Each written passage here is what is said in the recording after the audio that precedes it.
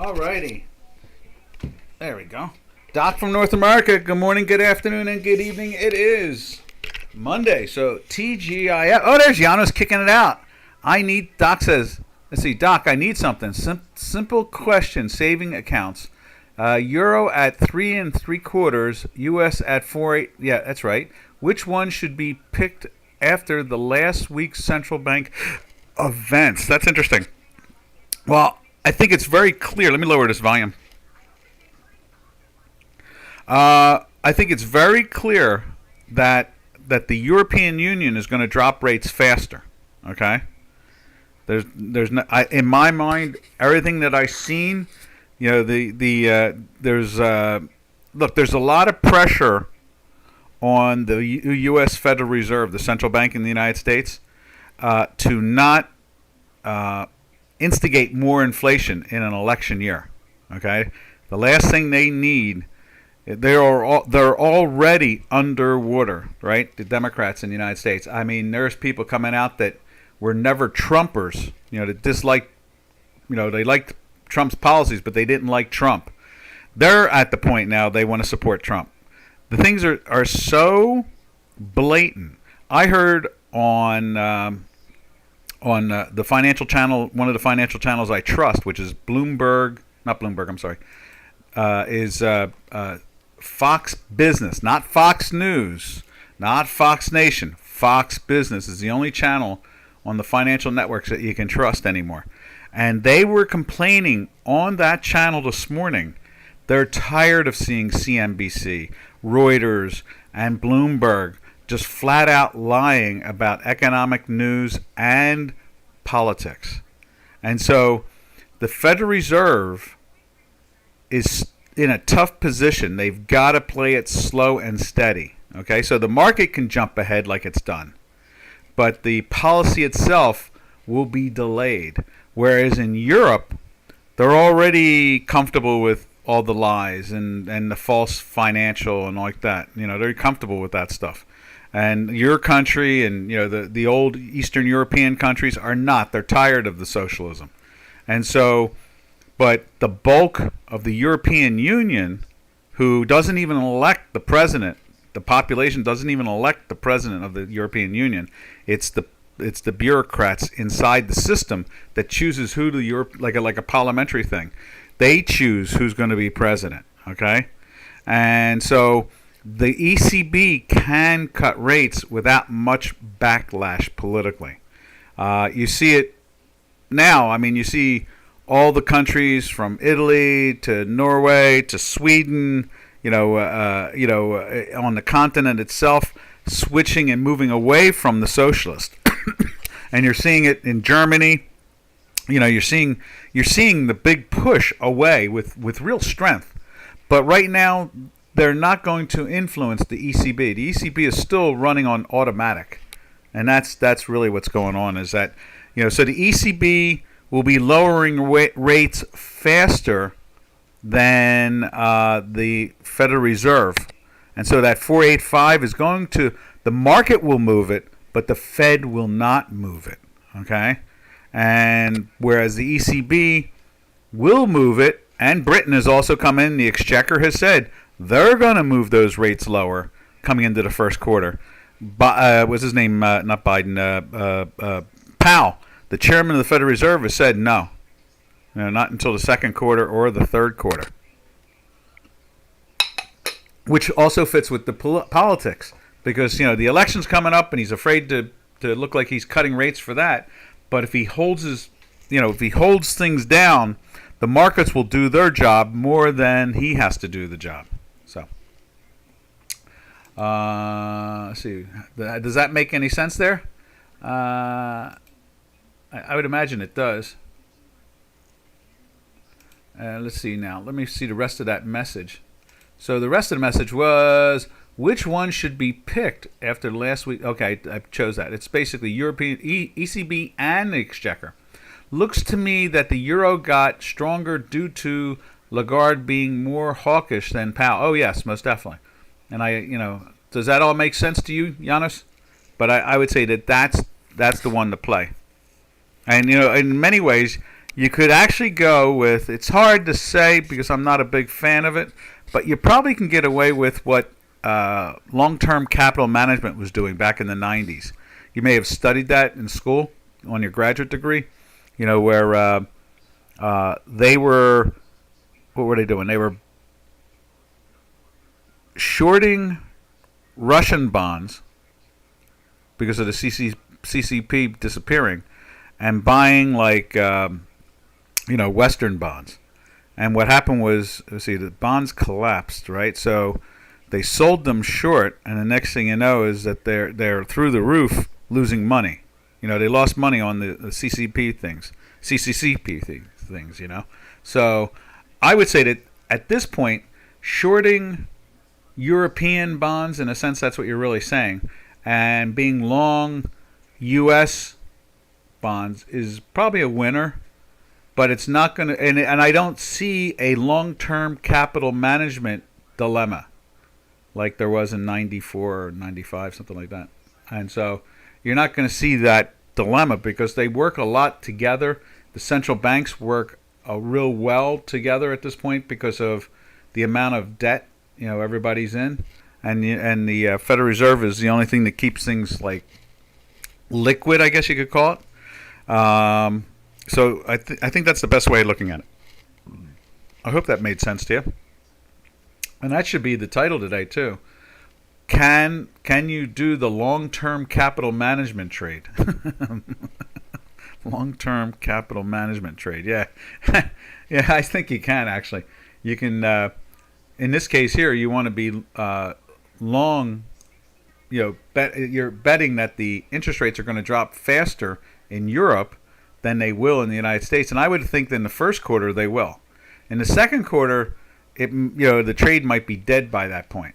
In other words, I wouldn't bet it for the whole year.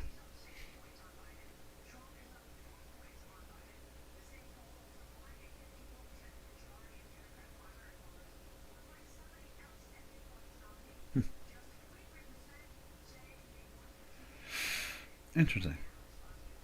Okay, so that is that. Now, from there, we can jump over to the dollar index. Let's go over to the dollar index and take a look at that. Let me hit that mouse. There we are. All right, and there you can see the dollar index. Right there, you can see it's trading in the 102s. We've been moving down. It was kind of firm on Friday. Let's go over to here. Let's go onto the other platform.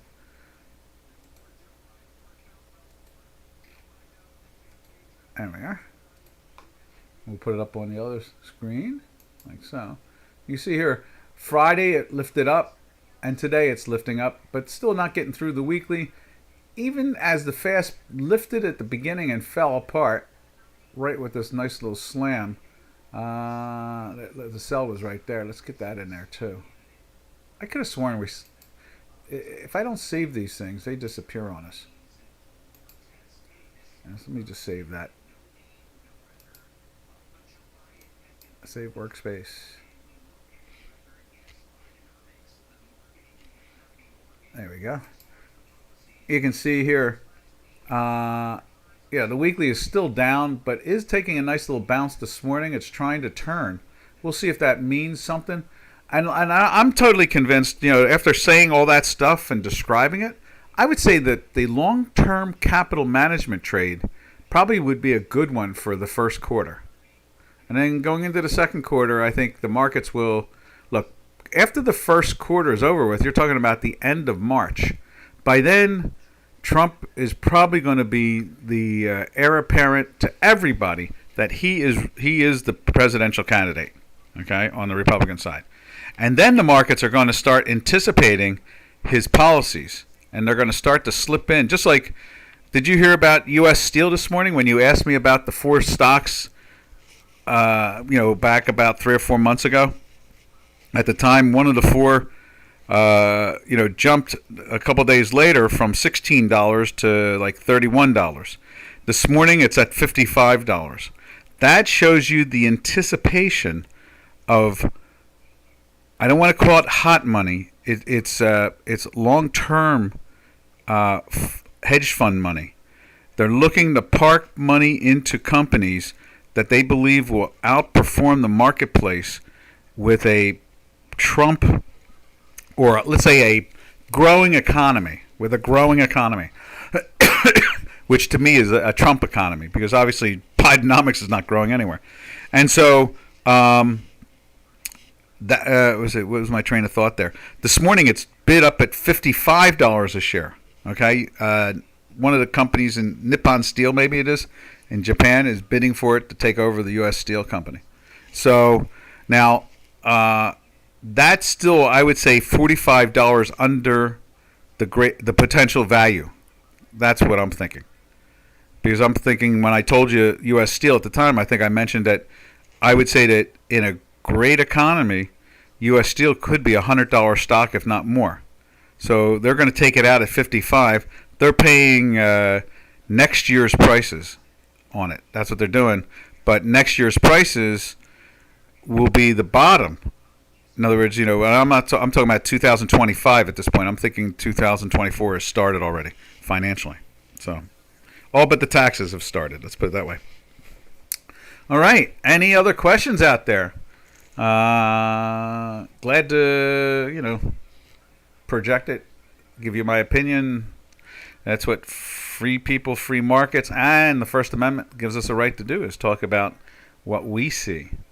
Doesn't matter if it's right or wrong. As far as I'm concerned, usually I'm right.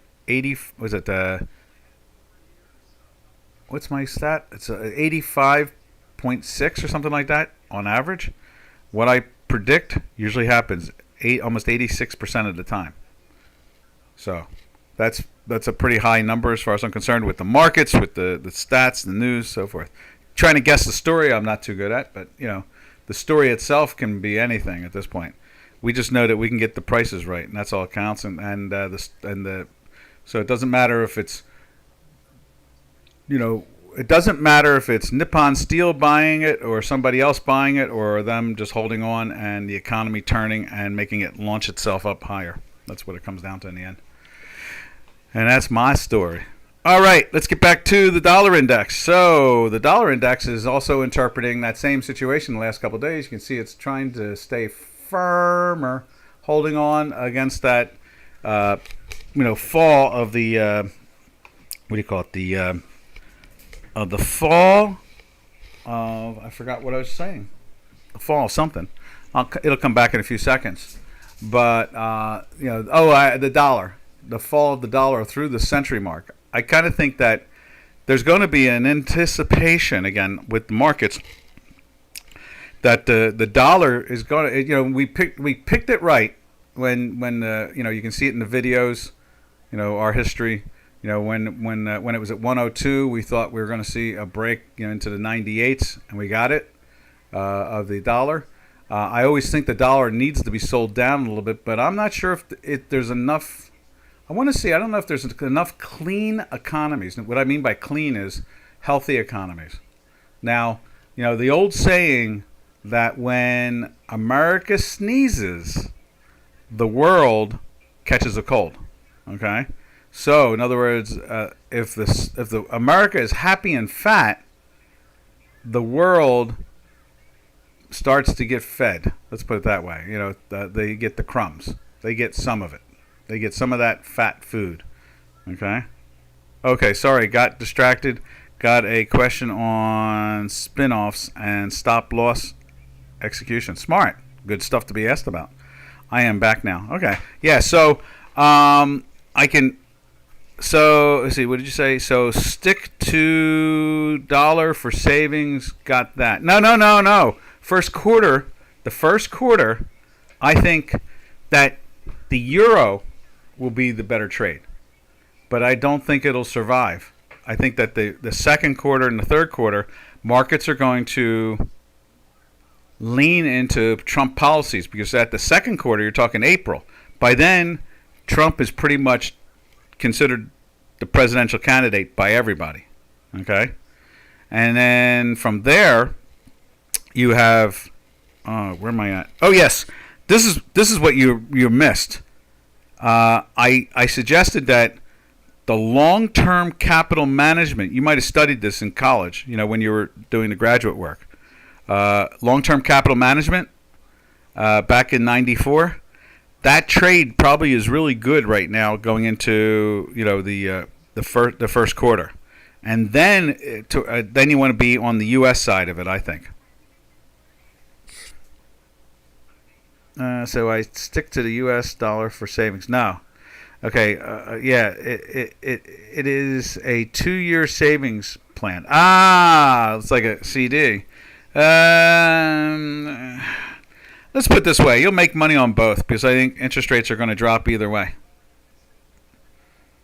So ECB will drop. Yeah. I mean, here's I'm going to throw something in there that is going to be very curious. Okay, I want to know your opinion about it. I know what I think about it. I want to know what you think about it, and I'm going to put it up on the screen right now. Here I come. It'll be up there in a few seconds. Right there. Right there. And get rid of that. And here it is. Here it comes. What do you think about that? I think that is and why I'm asking that is the G7 G7 is closer to giving $300 billion in seized Russian assets to the Ukraine after Orban blocked the EU funds. Okay, so in other words, obviously, they're not afraid of Russia anymore. No one seems to be really, really afraid of Russia anymore. Nuclear weapons or not. All right, so they're going to take now. When you really think about it, this is a job of the UN. All right, we're talking about the currency in the end result. We're staying with currencies and interest rates here, and what I'm doing is I'm downstreaming it like I do with any hedge fund type of concept. In other words, what's the positives, what's the negatives? Well, obviously, that stops the Western nations, the G7, having to donate money to Ukraine if they hand them $300 billion of Russian assets. Now, what can Russia do about that? They've already done what they could do. They've lost 90% of their fighting force that they sent to the Ukraine. Are they going to nuke the world because of it? I doubt it. Is it going to put pressure on Putin during his election? Again, this is all going back to the ECB interest rates and the U.S. interest rates in the sense that where is the safest place to go to? All right. Well, obviously, they're not worried about Russia anymore if they're going to hand Ukraine $300 billion. That'll take care of. Now, if we had a real UN, United Nations, they would have that common sense and be pushing to take the assets that were taken because of the invasion by Russia into the Ukraine to begin with. But since the UN is a waste of time almost all the time anymore, you have to depend on nation states themselves to do the responsible things. So, this falls into the, what happens to the dollar when they hand $300 billion to the Ukraine to pay back debt and build new cities, right, from the destruction from the Russian military. That's a question, huh? I mean, follow the money. How many times has anybody said, you want to know the truth? Follow the money. There's the money right there. $300 billion, takes the debt. Like I know that the ECB stopped a $54 billion plan. They're sitting back at the moment to help the Ukraine. The United States is doing the same thing. They're holding back. Are they holding their feet back because they know the G7 is getting ready to release $300 billion to them to begin with? Follow the money. It's always follow the money. That's how we understand China. That's how I've been saying for years here. China is a paper tiger. It's not nowhere near powerful as people think it is. And what do we see? We see bankruptcies. Bankruptcies for $15 million on $11 billion loans. How do you lose $11 billion? Are you Snowden? Not Snowden. What's the fellow? Gleason, who destroyed the Queen's Bank, back in the 90s? Was it... I can't remember the name of the bank anymore.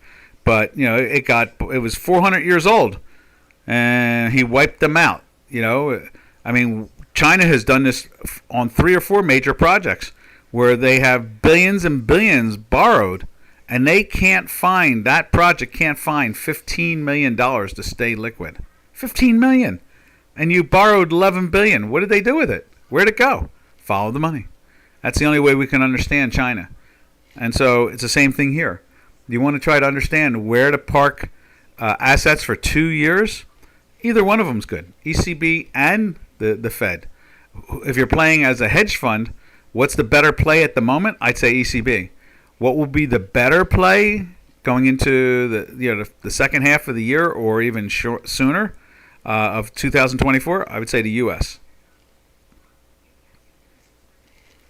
Let's see. I think I've answered all the questions. Okay. Anyhow, so there's the dollar index. Let's jump over to the euro. Let's see what the euro's up to this morning. And again, we're just showing you that headline: G7 closer giving $300 billion in seized Russian assets to Ukraine after Orban blocked it. All right, just what I've been hearing every day anymore. Junk news out of the financial communities.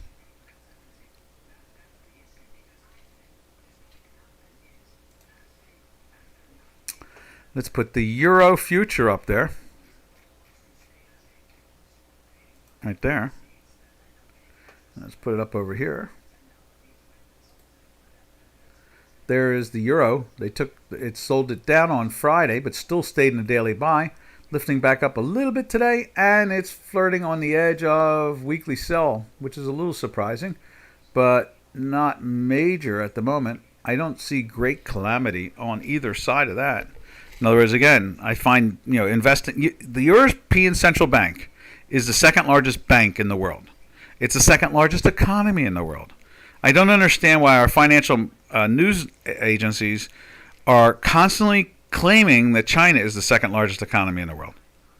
It's the second largest population in the world, and India is the number 1, but it's not the number 2 financial country in the world. European Union is, and then from there, I would say it's the Commonwealth. And from the Commonwealth, it goes to Japan. And then probably China slides in there somewhere. So, it's, again, follow the money, really. All right. What do we got here? And let's show you what the future is showing us at the same time on the beta. And let's put it up on J4X at the same time right there.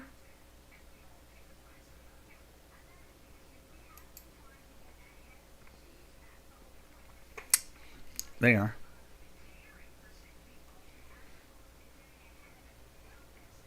And you can see right there, we're sliding into the weekly sell. There's pressure on that from Friday. We'll know tomorrow if it closed in that. Our weekly seems to be a day behind all the time when it comes to the weekly, but the daily is accurate. It's up to date all the time. And the chart above is, you can see that there. It's lifting. It's holding up pretty firm. Same as we see right there. I don't think do they have. Let's see if that's today. Yeah, that's today. And it's lifting up, same situation. And it's in a daily buy, like there, 4 days now. And on our other platform, it's showing, and this is the futures contract, not the spot. So that's the big difference there. You can see the spot has been in a buy for 6 days, not 4 days. Let's see what else we got going on. And then the flirtation of the sell is going on. And obviously they've also, after last week's close, right there, it's put pressure on it again. Let's see, what else we got going on here? From there, we'll go over to the British pound and see what the British pound looks like. And we'll put the 6B up there, also the futures contract.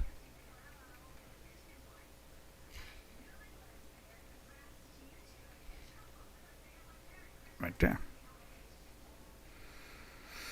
Now that's the cable looks very firm. It looks very, very firm. It didn't back off into the sell.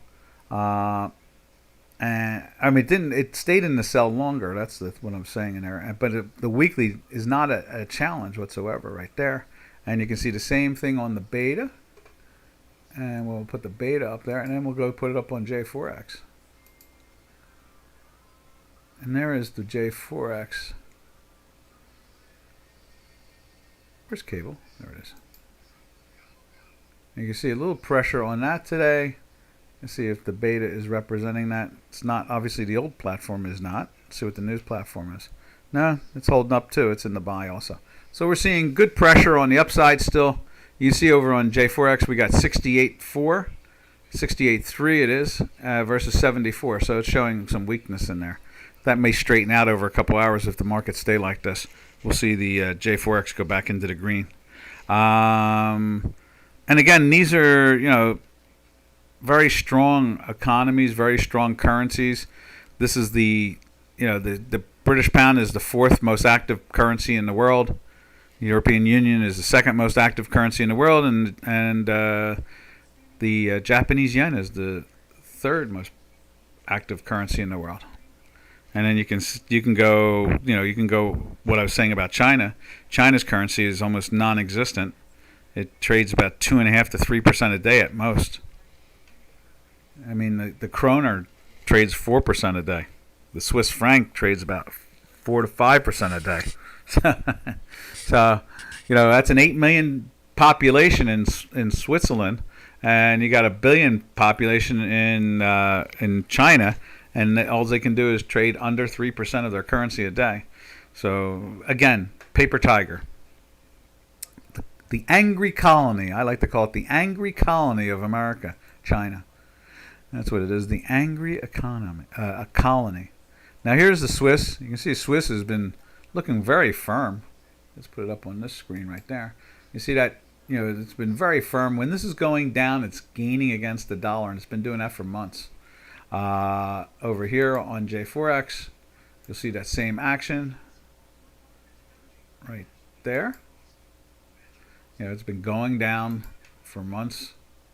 You see that right there where it topped out up in the 92s, which is really nice compared to this time last year. It was at the 101s. That's a nice correction. They cleaned up. UBS, United Bank of Switzerland, merged, bought the rest of Credit Suisse, and straightened out those financial issues. And so that freed up the capital of the Swiss National Bank to go back to normal business, and the Federal Reserve jumped in and helped out with some swaps. Again, follow the money. That's what we do, is just follow the money.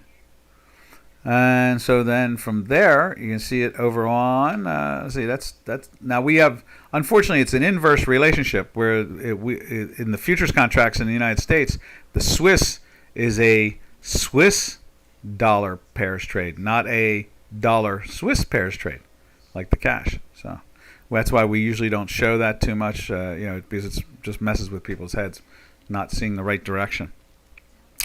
All right, from there, let me just double check. Is everybody hearing me? Because Janos has said nothing since I answered all those questions. I would have thought he would have said something about long-term capital management for sure. That really surprised me, because I really thought, that's a blast from the past. Long-term capital management. Company set up by some of the top financial people of the world back in the 90s, and they used to say that they're picking up pennies in front of a steamroller, and then they got smashed. So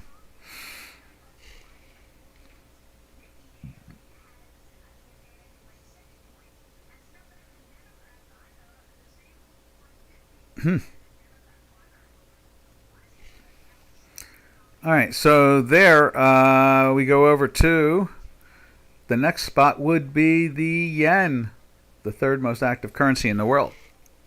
Probably the fifth most active size. It's probably about the fifth largest economy in the world.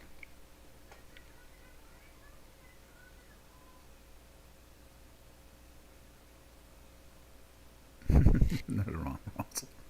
Biden's a funny guy. Okay, let's put the yen in there.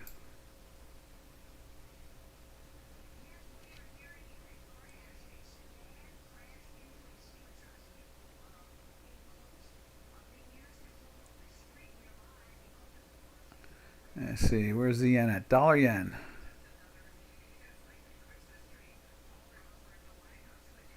Right there, there we are. Now look at that. Since again, there's follow the money. This is a classic story. We've been talking about that here, and you can see the yen has fallen from almost 152 down to one. Is that 142 now? Yeah, 142. Okay, 9 good big handle moves down, and we followed the money on that, and that all came down to politics. Nothing more than that. The finance minister had to resign. That was the top of the market there. And once he resigned, the market started to come down. Then the LDP, the Liberal Democrat Party, who runs the country for like the last 50 years or 100 years or whatever it is at this point, since World War II, 90 years, 80 years, they had to stop taking kickbacks. And then going into about 2 weeks ago, just as you had this green again, this green right here, where it's starting to go the wrong direction, then 5 ministers had to resign for kickbacks. So the LDP party itself had to stop collecting kickbacks. And then the question is, I keep on waiting for the prime minister to go again, but nothing so far. Everybody else is falling on their Harry Carry sword, but not the prime minister. And then and they also replaced 9-10 months ago they replaced the head of the Bank of Japan, and and that took the market up when they replaced him. That's the thing, is that follow the money. He came out with he didn't do any investigating of the last president of the what do you call it, the Bank of Japan. So they replaced him here in the first quarter, and what did happen? It just went flying up. It was like, follow the money. Obviously, they were not happy about his policies of not investigating what problems they had. Okay, so that took this thing up to a 45-year high. So we saw the Japanese, and I have, our math, our algorithm is very comfortable of looking at these things, and we can look back at 45-year highs and spot them. And we caught that bottom. Matter of fact, we got the bottom at 115, Robin? Something like down, where was it at? It was remember, this was, let's widen this out, give you a little bit better view. So the product went here in 2020, 21, I guess it was, 21 for 15, right? Yeah, it was that low right there. We caught that low. We thought it was only going to go up into the 25 area, up in here, 25, 30 area. But it took it further, and then from there, they had to go replace the finance minister. And when they did, it dropped back down. But then when they didn't do the investigations that they were all looking for, it ran back up again. Now you have 5 ministers replaced, the finance minister replaced a couple weeks before that. And so it's just literally simple corruption of taking money for simple things, and that's been the yen. The yen has gone to a 45-year high. And you can see the Nikkei, the 250, the top stock index, is still 5,000 points, 4,000 points from all-time highs of 1994, 93, I think it is. So I mean, they are a classic stagflation economy.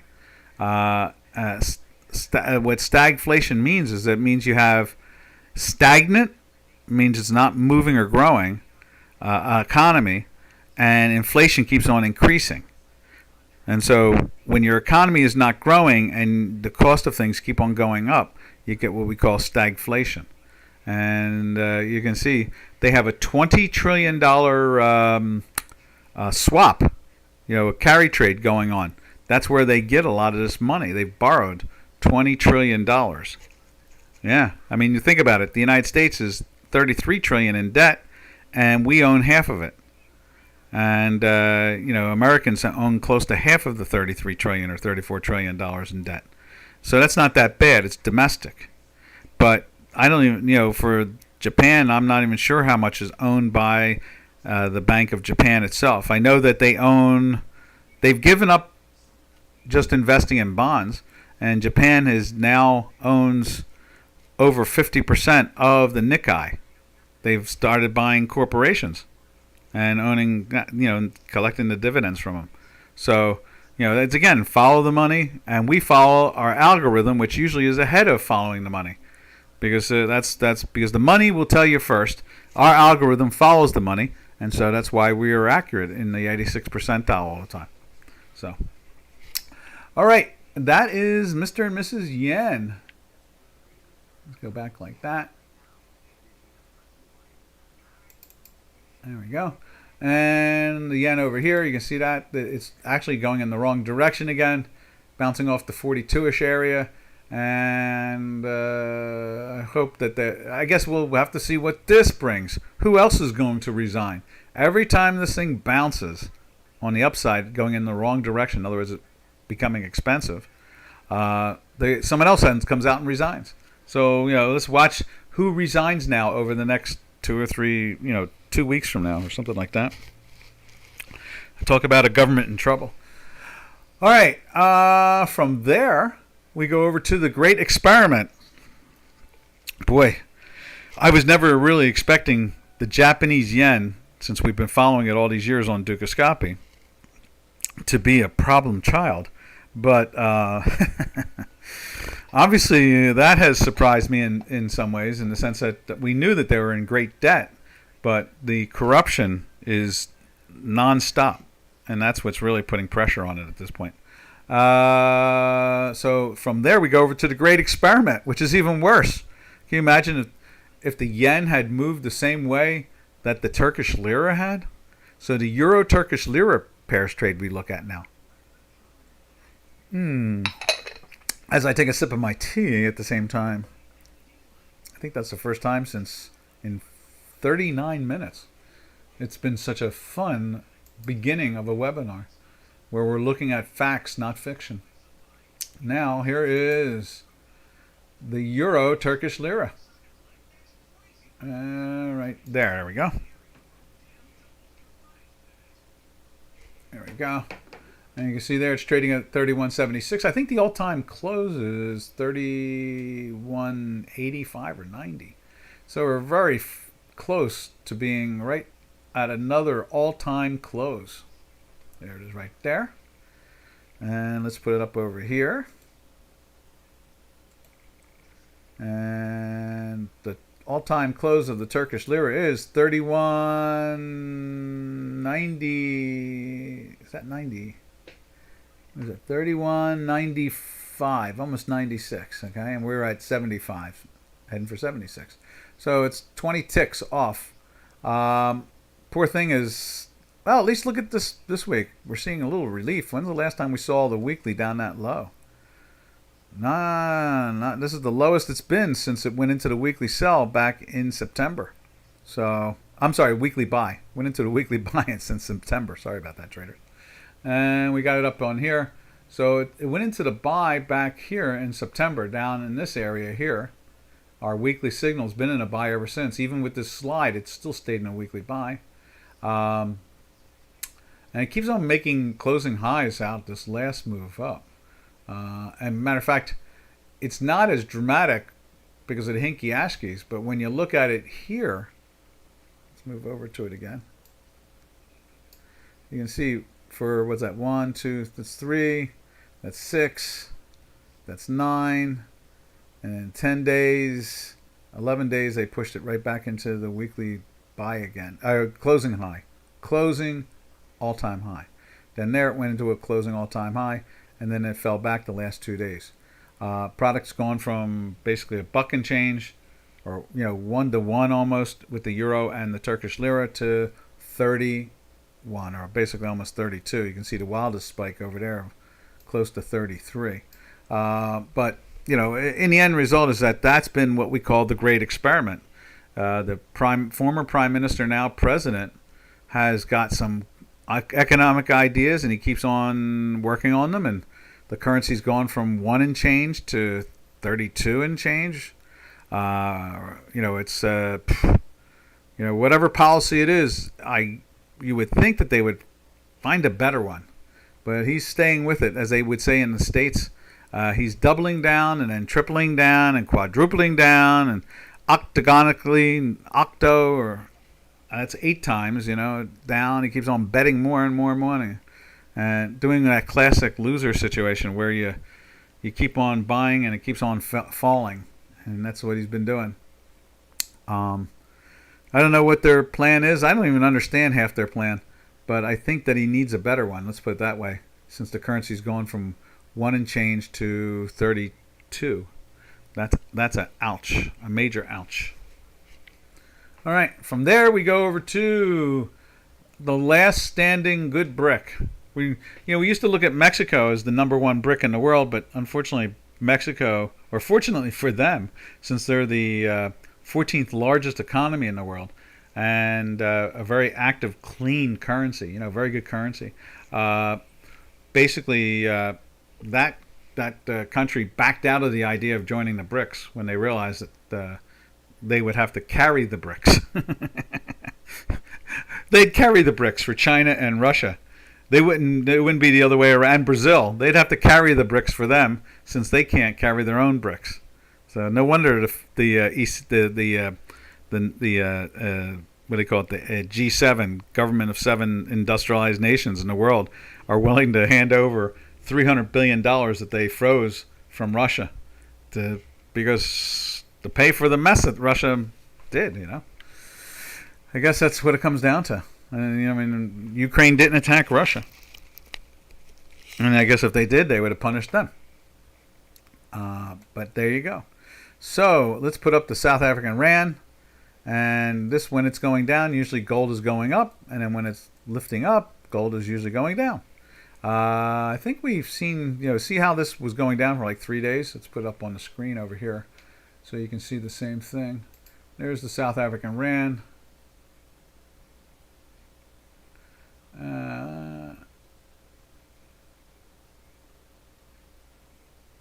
Let's see.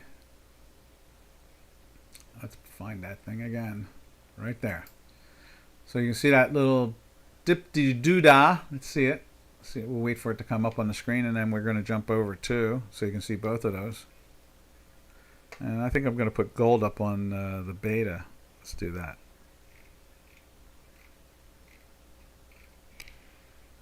The 10-year bond now is at 3.912.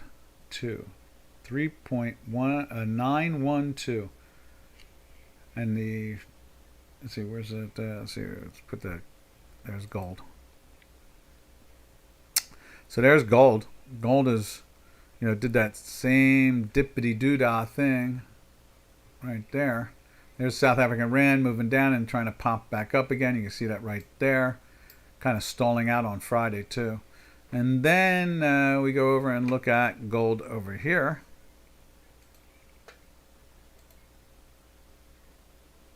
There's the gold. You see with this downwardly slope of gold, that was with the South African Rand moving up like so.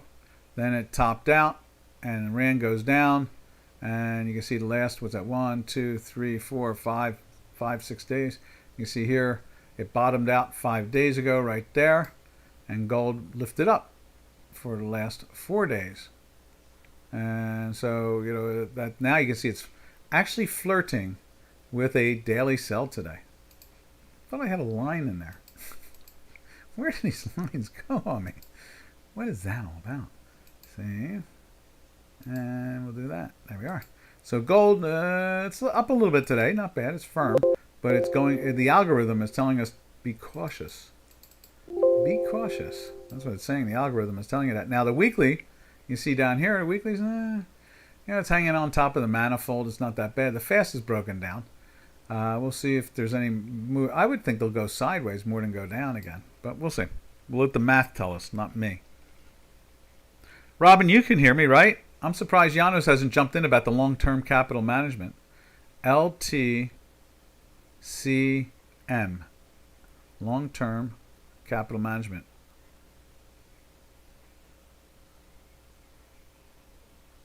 Let's see. From there, we take a look at silver. We'll do the metals when we look at the South African Rand.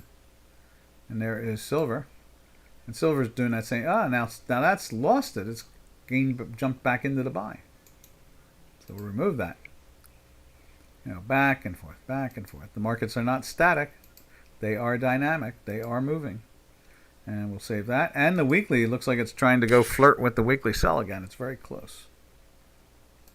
Not there yet. Are we there yet? No, we're not there yet. And then, are we there yet? No, we're not there yet. And then we'll go take a look at copper. Copper doing that same thing, lifting up, hoping China is going to wick up. I mean, $5 copper, it was no problem at all when you had what people perceived as a healthy China. Once they found that it wasn't, it lost 40% of its value. Fell down around the $3 area, $3.20 area, something like that. And now we've been stuck in the low range, bouncing between like $4 and $3.20 off and on, back and forth. It just doesn't seem to get any strength out of it at all. And we'll save that now. Bingo, bango, bongo.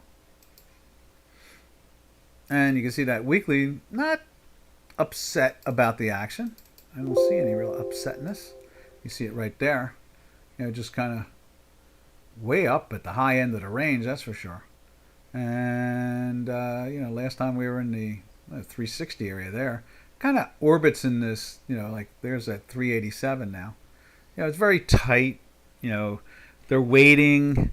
Notice it's not a China company buying U.S. steel. It is a Japanese company. Somebody that at least is less aggressive,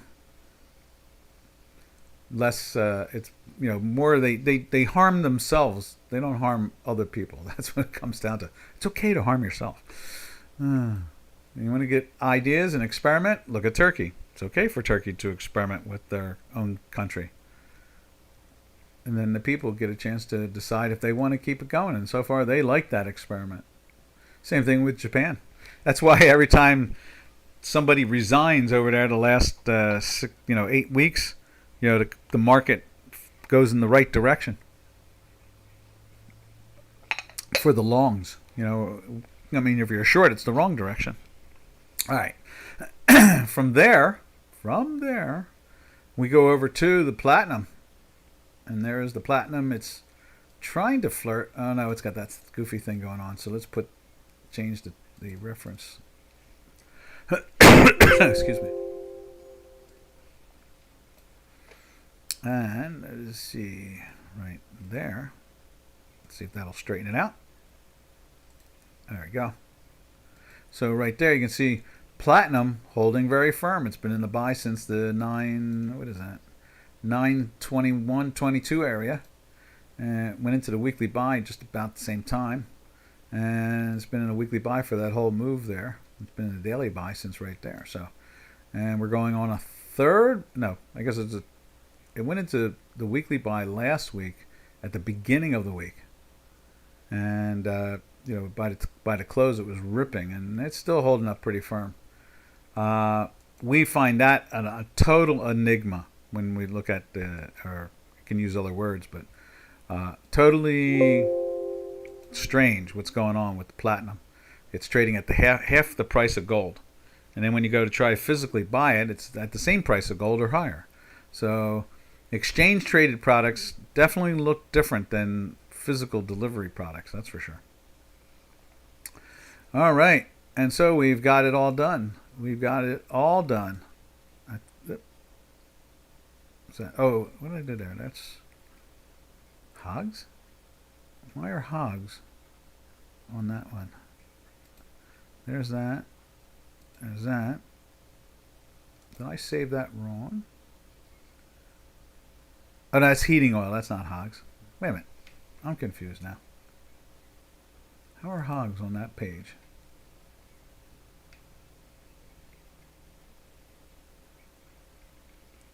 Let's see what the symbol is. HE. Yeah, that's hogs. Now, where is hogs on this page? Why am I seeing hogs on there? It's down at the bottom. Okay. So, let's...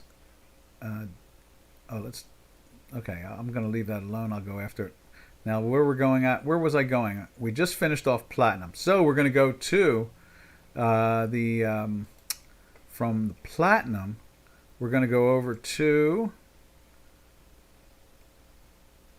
Canadian dollar. right there. And there is the CAD. Canadian dollar, as it's usually going down, oil prices, energy prices are going up, but it's not working that way too well. We'll put that up on J4X. And you will see what I mean, and our algorithm keeps us safe from it all.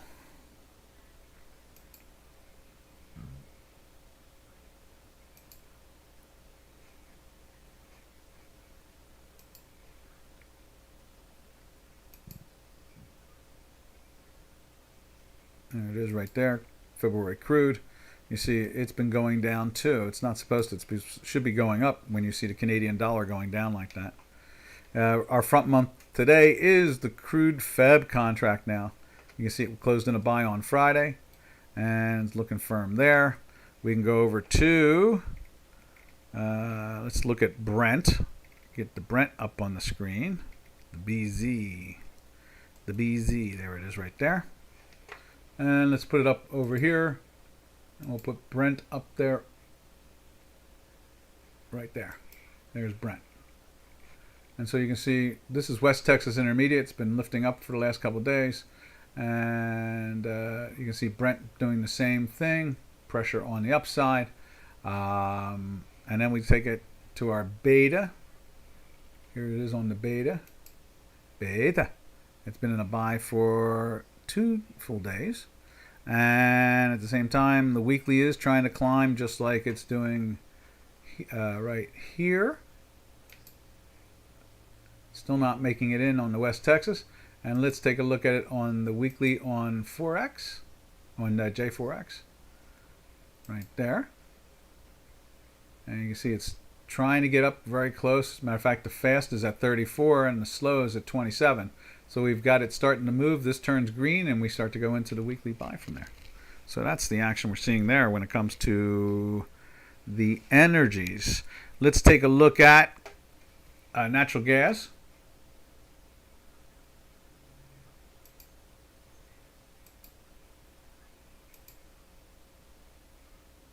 All right, there's U.S. natural gas trading at $2.57 on offer.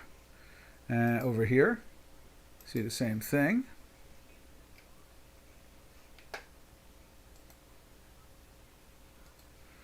You see that right there, trying to lift up. It closed in a daily buy on, actually it's been in a daily buy. We're at to double check that. I don't remember seeing it that way. Let's just take a look at it over here on the beta. And was it natural gas is NG. NG. There's NQ. NG. NG. Right there. See, it's been in that weekly sell just like over here. Oh, no, you can't see that. Let's just put it up on the screen. And the daily, just been 2 days in a buy, so there must be a bad data one in here. We'll have to go clean that up. Let me just see if I can change it this way. Sometimes it works that way.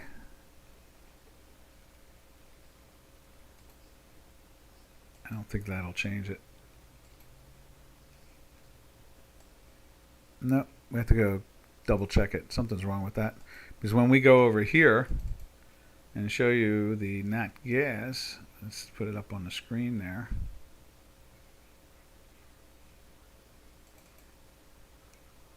Yeah, see that was in a sell all the way from there to, missed it on Friday and made it, that is today. So, you know, it was in a sell from all the way back in here. What makes this look weirder? Let's see, what is that? That's sells. I see right there. That is showing a big different high and close. So that's what's screwing that up. We'll have to double check that. All right, now, last but not least, we'll go take a look at our very last, right there it is. And this is the currency, the Spanish currency. You can see they've fallen back down to 27.5 from 28.5 almost. And you can see it also over here. Over here. over there. The Yanks are coming.